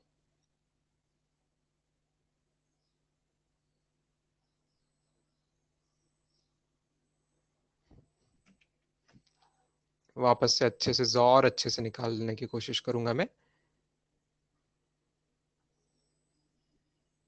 क्या आप इस लाइन को जानते हो? क्या कोई मुझे इस लाइन का इक्वेशन बताएगा? जो मैंने टेढ़ी लाइन निकाली है, क्या कोई मुझे उसका इक्वेशन बताएगा? नहीं नहीं नहीं, जेड एक्सिस नहीं, नहीं नहीं नहीं नहीं नहीं। ये इसी प्लेन में निकाला है students, in the same plane. In the same plane निकाला है मैंने। जैसे कि this point is 1,1। Okay, this point is 2,2।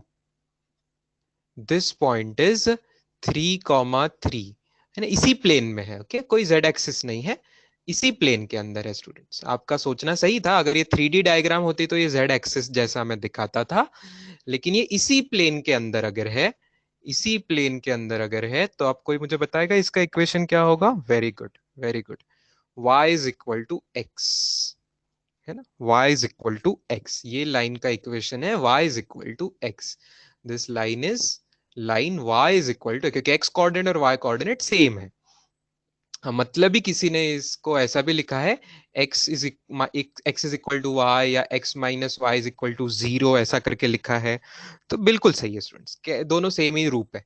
एक ही चीज का अलग अलग मतलब रूप रूप अलग लिखा है, बट सेम ही चीज के रूप है वो, in that sense it's same thing. तो ये इस लाइन का इक्वेशन है, this is the equation of this line. अच्छा ठीक है, अब मेरी इच्छा क्या है स्टूडेंट्स, आप जानिए मुझे क्या चाहिए। मुझे ये एरिया निकालना है, मुझे इसके अंडर का एरिया निकालना है, ये वाला एरिया निकालना है। ये तो ज्योमेट्री से तो आ जाएगा, लेकिन इस बार अब मुझे इंटीग्रेशन से निकालना है। इंटीग्रेशन से निकालना है, सबको पता है ये ट्रेपेजियम है, तो ये ज्योमेट्री से तो एरिया आप जरूर निकाल लोगे, बट मुझे आप अभी ये इंटीग्रेशन से एरिया निकाल के हम चेक करेंगे। फिर ज्योमेट्री से और वो इंटीग्रेशन से आंसर सेम आना चाहिए। हम्म, तो एक मिनट, कुछ कमेंट्स आ रही है, so please check my comment.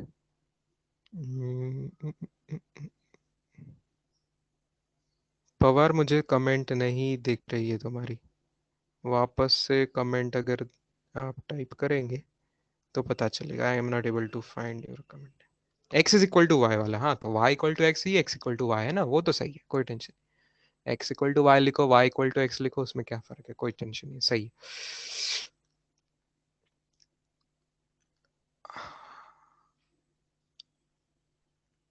Sir क्या अगर क्वाड्रेंट चेंज हुआ? नहीं बेटा, क्वाड्रेंट से कोई नहीं है, बस आपको एक्स एक्सिस से लेना देना है। एक्स एक्सिस के ऊपर है अगर एरिया तो पॉजिटिव है, एक्स एक्सिस से नीचे है तो निगेटिव, बस। फिर आप फर्स्ट क्वाड्रेंट में कि सेकंड में है, थर्ड में कि फोर्थ में, उससे कोई लेना देना नहीं है। हम आएगा, ऐसा क्वेश्चन आएगा, डोंट वरी, आएगा आएगा, थोड़ा सा धैर्य रखिए, little bit of patience and you will realise what is to B. तो अब ये एरिया मुझे फाइंड करना है, this area I want to find using integration. तो दिस एरिया विल बी, क्या आपको समझ आ रहा है? पिछले पेज पर से देखिए, ये क्या था एरिया अंडर दिस ग्राफ, क्या होता था ये एरिया? वाई डी एक्स, देखिए y d x from a to b, y d x from a to b. यहां पे आप समझ रहे हो, उसके हिसाब से ये मेरी ए की वैल्यू हो गई है और ये मेरी बी की वैल्यू हो गई है। So this will be integration y d x from 1 to 3, from 1 to 3। ये बात समझ आई? ये बात समझ आई? यस, ठीक है। पिछले पेज पर से जो हमने थ्योरी लिखी है उस पर से, integration y d x from 1 से 3 ये होना चाहिए। चलो सॉल्व करते स्टूडेंट्स, क्या हम जानते हैं इसको सॉल्व करना? y की वैल्यू क्या मैं पुट कर सकता हूं यहाँ पे? y और x अलग अलग वेरिएबल है, तो मैं y का इंटीग्रेशन dx से नहीं कर सकता, तो मुझे y की वैल्यू x के टर्म्स में पुट करनी पड़ेगी। ये ग्राफ में क्या ग्राफ है? y is equal to x है ना, y is equal to x है, तो यहाँ पे जो फंक्शन है y is equal to f of x, वो खुद x है students, please understand. y is equal to जो है ये है खुद x है, क्योंकि ग्राफ आपने ही बताया sir y equal to x का है, तो मैं y की वैल्यू ही x करके पुट कर सकता हूं, मैं y की वैल्यू ही x करके पुट कर सकता हूं। तो इंटीग्रेशन हो गया x dx फ्रॉम 1 to 3। अब बताओ इंटीग्रेशन हम जानते हैं क्या? What is integration of x dx? What is integration of x dx? Integration of x dx is x square by 2। चलो इसकी लिमिट्स क्या पुट करेंगे? Initial value 1, final value 3। तो बाय 2 तो आ गया, फाइनल x की वैल्यू पुट करेंगे तो 3 का square, minus initial value put करेंगे तो 1 का स्क्वायर, मतलब आंसर आ रहा है 9 - 1 divided by 2, that is 8 by 2, that is 4 square units।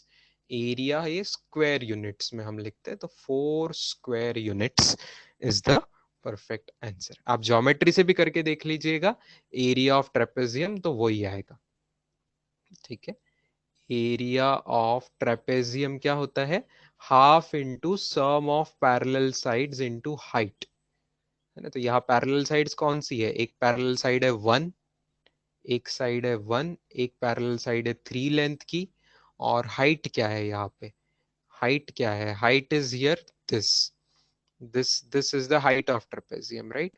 This is the height of trapezium, क्योंकि ये पैरेलल साइड्स थी, येलो कलर की पैरेलल साइड्स थी, तो उसमें का परपेंडिकुलर डिस्टेंस जो है वो आपकी हाइट ऑफ ट्रेपेजियम कहलाएगी, तो दैट इज 2 हियर, ओके। तो ये कैंसिल हो के आपका वापस इससे भी आंसर 4 स्क्वायर यूनिट्स आ रहे हैं, ओके। ज्योमेट्री से भी आ रहा है और इंटीग्रेशन से भी आ रहा है। हमें इंटीग्रेशन समझना है क्योंकि हमारी नई मेथड है यहाँ पे, ये हमें बहुत काम में आने वाली है। लिख लीजिए, लिख लीजिए सवाल।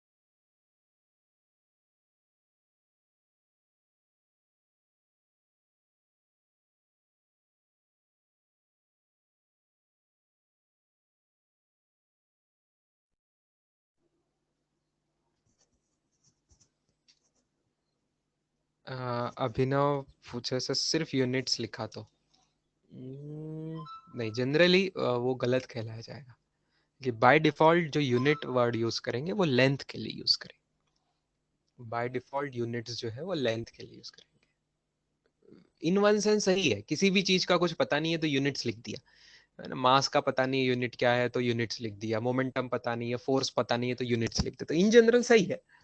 बट जो स्पेशली ग्राफ्स की बात आती है, तो ग्राफ्स की बात आती है तो एक्स एक्सिस की लेंथ, वाई एक्सिस की लेंथ, लेंथ को यूनिट्स में गिनना पड़ता है, ऐसा मान लिया जाता है। जब लेंथ को यूनिट में गिनेंगे तो एरिया को स्क्वायर यूनिट लिखना पड़ेगा और वॉल्यूम को क्यूबिक यूनिट लिखना पड़ेगा, उस तरीके से। So that is more correct answer.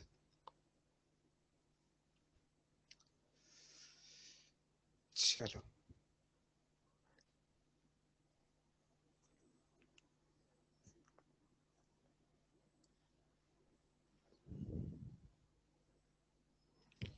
हो गई ये स्लाइड। कभी भी अगली स्लाइड पे आने के बाद पिछले स्लाइड की रिक्वेस्ट ये इमीडिएटली फुलफिल नहीं हो सकते बेटा। मैंने पढ़ा होगा तो भी मैं नहीं दिखा सकता, क्योंकि आपके अलावा क्लास में 100 से ज्यादा बच्चे बैठे हुए रहते हैं जो इस स्लाइड को लिखते हुए होते हैं। तो अगर आपका लेट रह गया पीछे तो बाद में दिखा दिया तो अच्छी बात है, नहीं तो आपको बाद में वीडियो भी आप देख सकते हैं।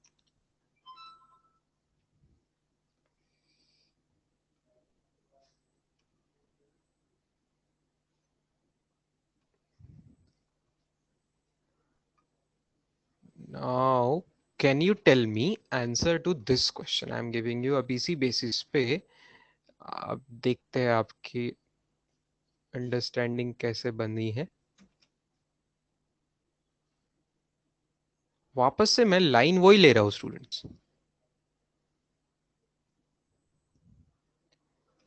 लाइन वही ले रहा हूँ, y is equal to x, easy वाला question. Sorry, I'm trying to do it as precisely as I can.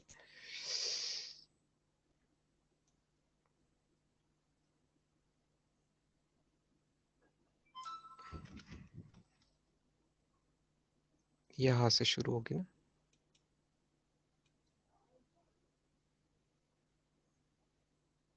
Yes,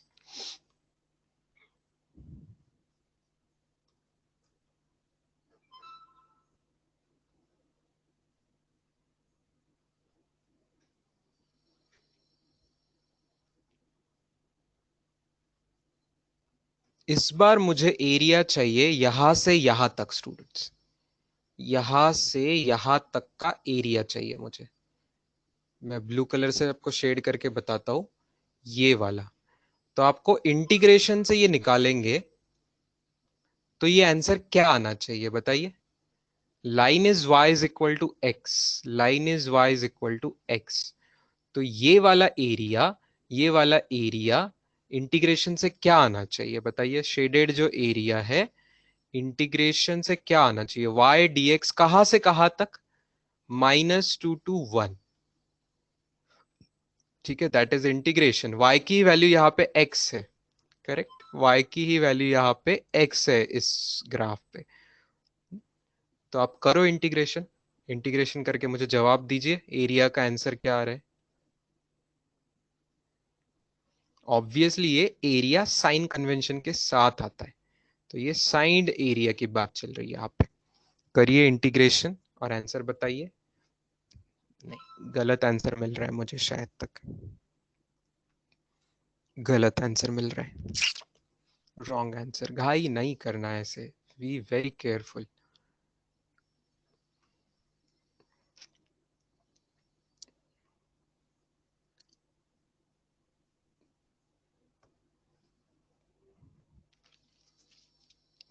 yes, yes, Isha Shah, perfect answer, very very good answer, एकदम परफेक्ट आंसर।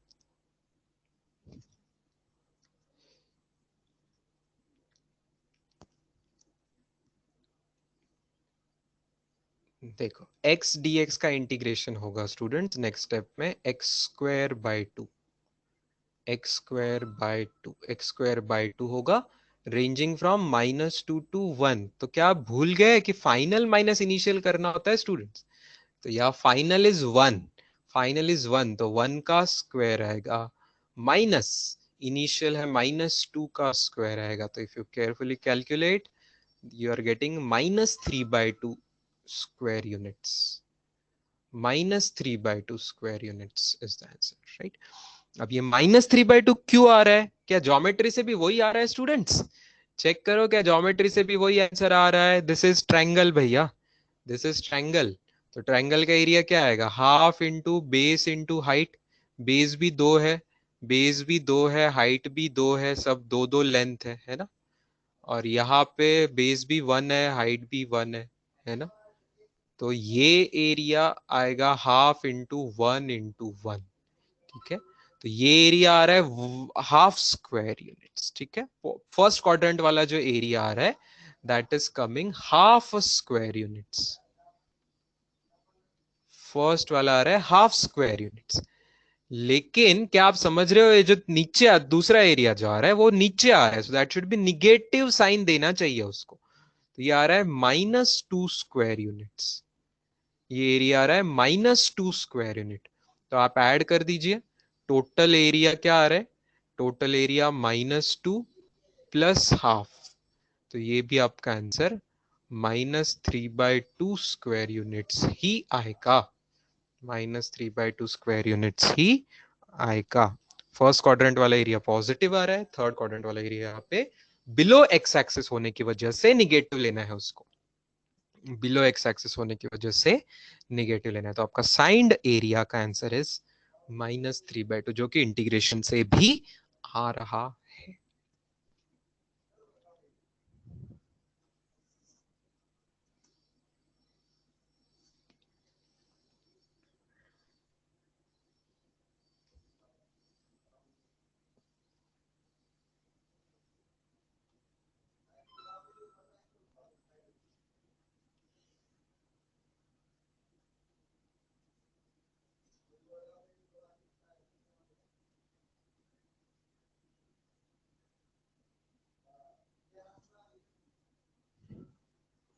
डन ना? चलो, क्या मैं एक ऐसे क्वेश्चन पे आऊं जो हमने कल किया हुआ है, लेकिन कल हाँ आपको उसकी शॉर्टकट मेथड नहीं पता थी।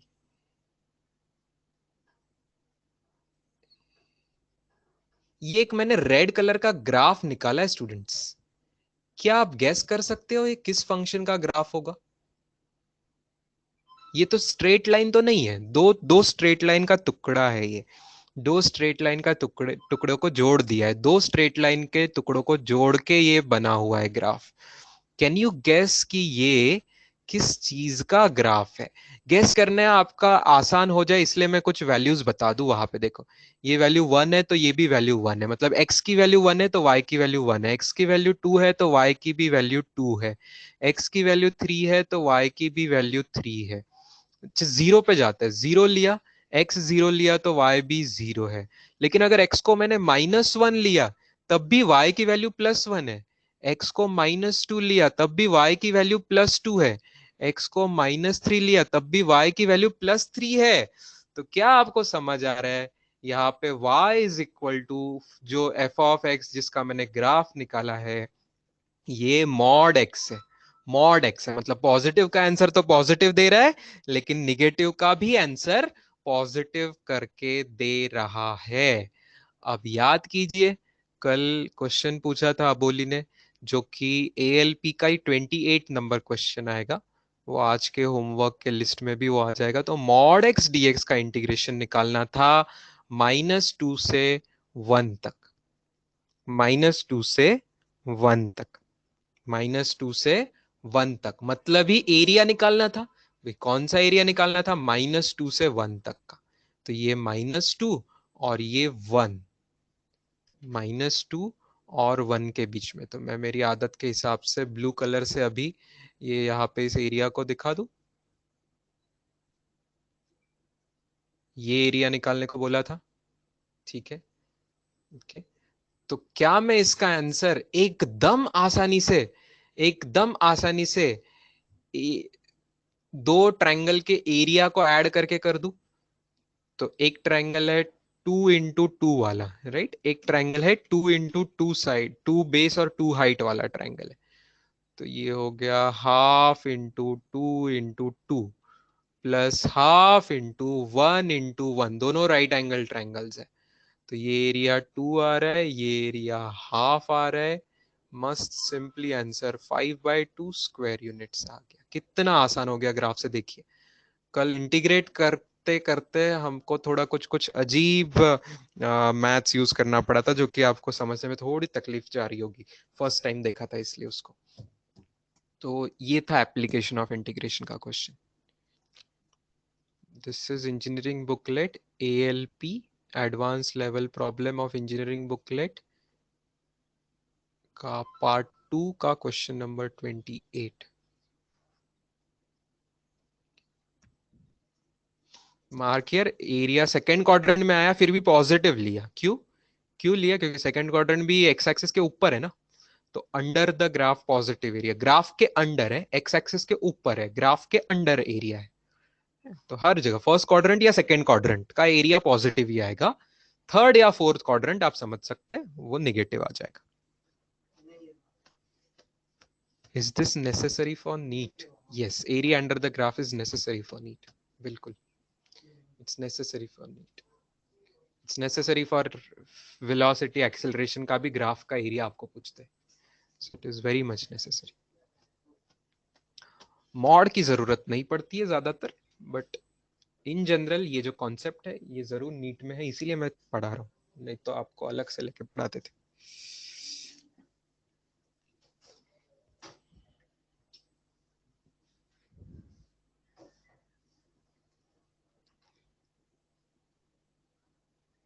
चलिए, अब कुछ सेकेंड्स के लिए, लास्ट 1-2 मिनट के लिए, लास्ट 1-2 मिनट के लिए हम आते हैं कुछ अलग सा। मैं स्क्रीन शेयर करूंगा, फुल स्क्रीन शेयर।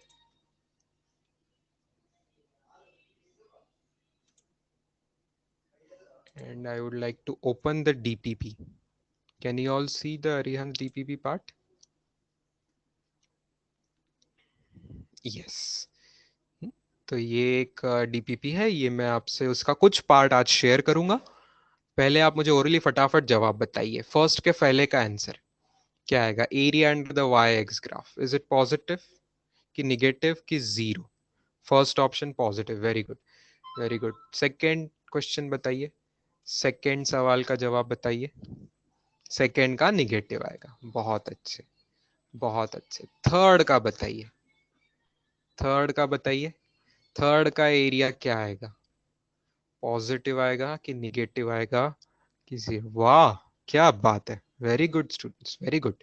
दो रेक्टेंगल्स का एरिया आ रहा है ना, दो एकदम कॉन्ग्रुएंट रेक्टेंगल्स, लेकिन एक रेक्टेंगल ऊपर है तो उसका एरिया पॉजिटिव 300 आएगा, 300 स्क्वायर यूनिट्स, और उतना ही नीचे का 300 निगेटिव में आएगा। तो टोटल एरिया अंडर कर देंगे तो पॉजिटिव निगेटिव करके जीरो हो जाएगा। तो आ रही है बात आपको समझ में? बहुत अच्छी बात है। चलो एक और सवाल, last for the day. Area of the shaded portion, इसका जवाब बताइए, इसका जवाब बताइए क्या आएगा? ऑप्शन नंबर बताइए, ऑप्शन नंबर बताइए। वेरी गुड, थ्योरी का ही सवाल है, हाँ? यहाँ पे बस लिमिट्स जो है 0 से लेके a तक, क्योंकि 0 से शुरू किया ना, x की वैल्यू 0 से लेके x इक्वल टू a तक। Second option is the correct answer. इसके अलावा ये बहुत ब्यूटीफुल एक्सरसाइज है, ठीक है। तो I put some questions of this. इसके अलावा कुछ ऐसे क्वेश्चन है students, rate of change of displacement वगैरह वगैरह वगैरह।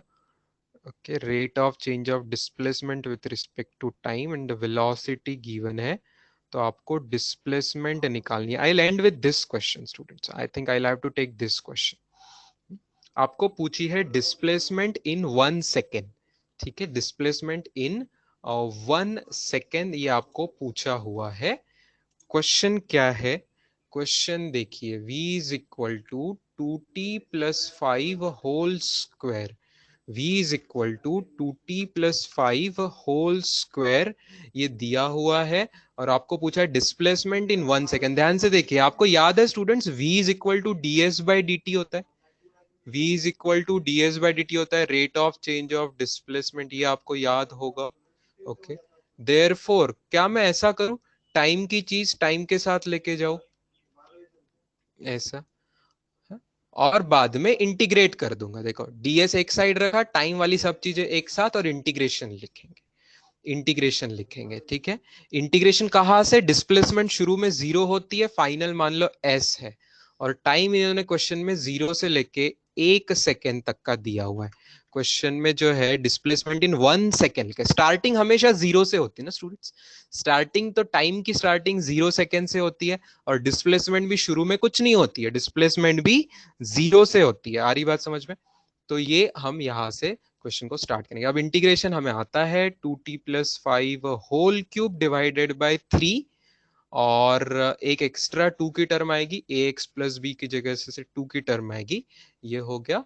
और इसकी लिमिट हमें पुट करनी है 0 to 1। बहुत अच्छे स्टूडेंट्स, कुछ लोगों ने ऑलरेडी जवाब मुझे बता दिया है सॉल्व करके। टी की वैल्यू 1 पुट करेंगे तो 7 क्यूब आ रहा है, टी की वैल्यू 0 पुट करेंगे तो 5 क्यूब आ रहा है। नहीं नहीं, गलत जवाब आया बहुत लोगों का, 343/6 गलत जवाब कर दिए स्टूडेंट्स।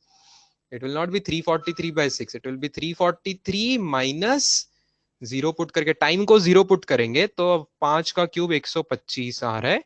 ओके, तो ये सब्ट्रैक्शन करके जो आंसर आ रहा है 218/6, 218/6, इसको डेसिमल में करेंगे तो 36.3 ऐसा आ रहा है, अप्रोक्सीमेटली 36.3 जवाब आ रहा है मीटर्स में। यहाँ पे ऐसा यूनिट में सवाल दिया था, तो देखिए 36.3 मीटर आपको सेकंड ऑप्शन दिख रहा है, ये आपका आंसर आ जाएगा। ठीक है, लिख लीजिए। पोल लेता हूं मैं, and we end with the poll, 2 बजे या 3 बजे, that is the only options which you are having.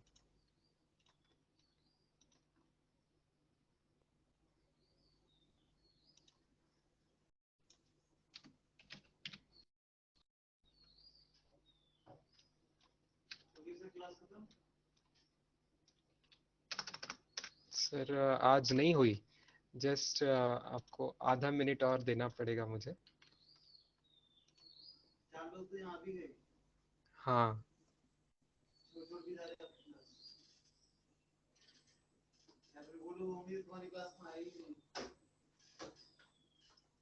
2 और 3 बोल दे दीजिए। Good morning everyone. कुछ लोग अभी फिजिक्स की क्लास में बिजी हैं, जल्दी जल्दी आ जाओ। तो एकदम 50-50 है स्टूडेंट्स, एकदम 50-50 है। मैं 2:30 बजे ले रहा हूँ स्टूडेंट्स क्लास, 2:30 बजे। हाँ, 2:30 बजे ले रहा हूँ, ठीक है, 2:30 to 3:30। Bye students, good day, see you in the afternoon.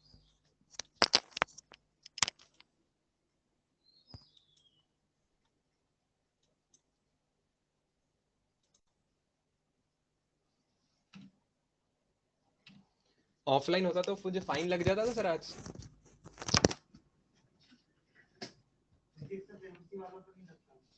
क्यों नहीं, नहीं लगता? मैं तो प्रतीक सर फाइन भर भर के पूरा ये हो जाता है।